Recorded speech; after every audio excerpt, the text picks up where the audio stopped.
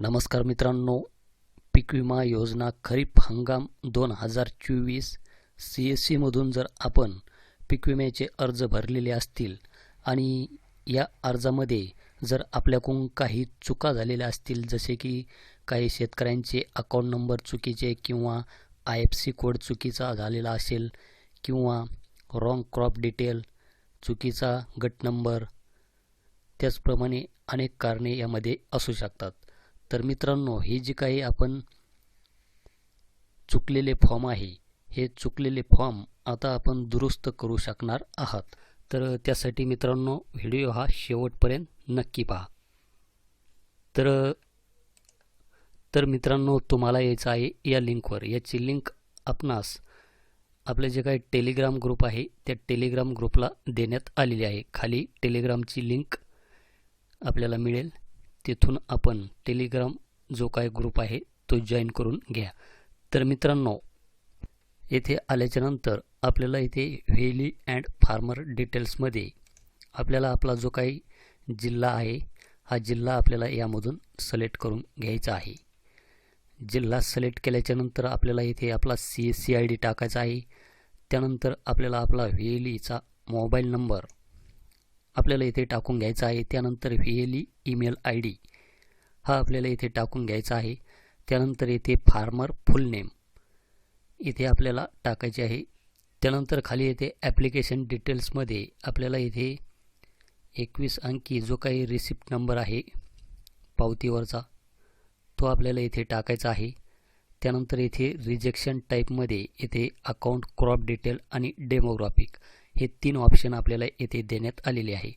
जर आपण इथे अकाउंट हे सिलेक्ट केलं तर खाली रिजेक्शन रिजनमध्ये आपल्याला इथे अकाउंट नंबर, बँक ब्रँच असे हे जे काही ऑप्शन आहे हे ऑप्शन आपल्याला इथे पाहायला मिळणार आहे.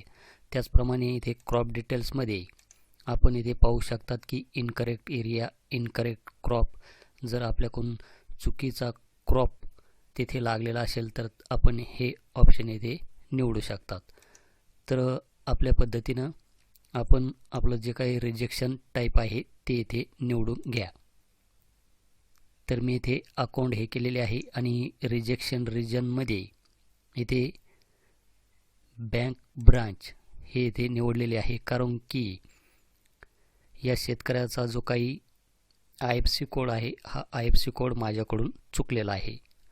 त्यानंतर खाली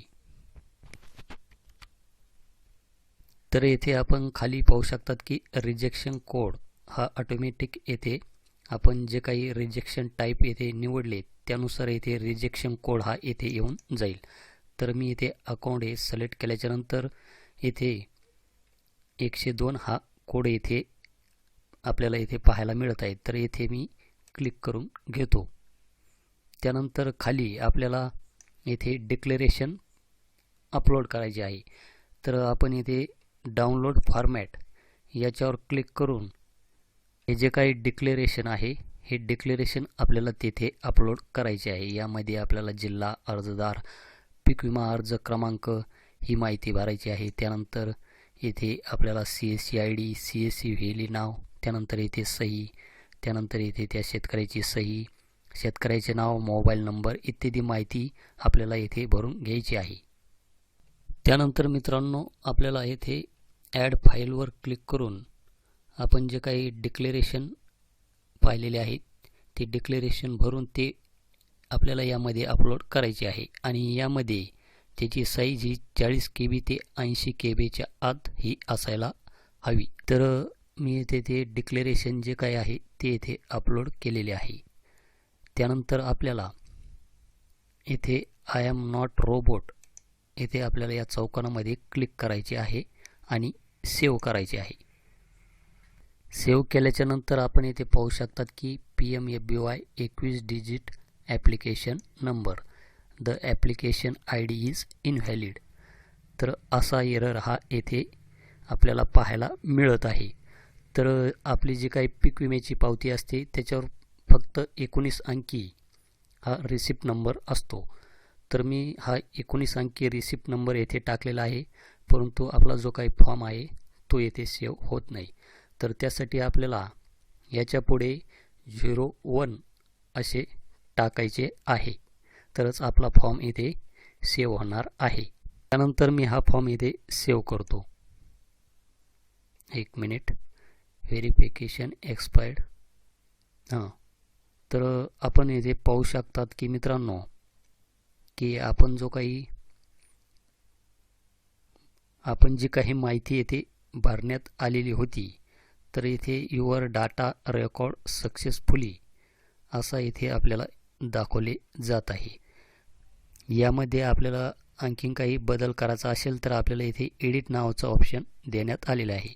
तर इथे एडिट या बटनावर क्लिक करून आपण परत यामध्ये काही आपले त्रुटी असतील तर आपण ती येथे भरू शकता. तर येथे स्टेटस युअर रिक्वेस्टमध्ये आपण पाहू शकतात की your request is under review. आणि हे जे काही रिजेक्ट झालेले अर्ज आहे, हे रिजेक्ट झालेले अर्ज आपल्याला परत एकदा भरून घ्यायचे आहे. आणि हे अर्ज आपल्याला इथे रिव्हर्टेड ॲप्लिकेशनमध्ये 2 ते 3 दिवसामध्ये इथे पाहायला मिळतील. तर आपण तेथून ते अर्ज हे परत भरून घ्यायचे आहे. तर हे होतं एक CSE व्हेलीसाठी महत्त्वाचं असं एक अपडेट. भेटूया अशाच एका नवीन अपडेट नवीन व्हिडिओमध्ये. धन्यवाद.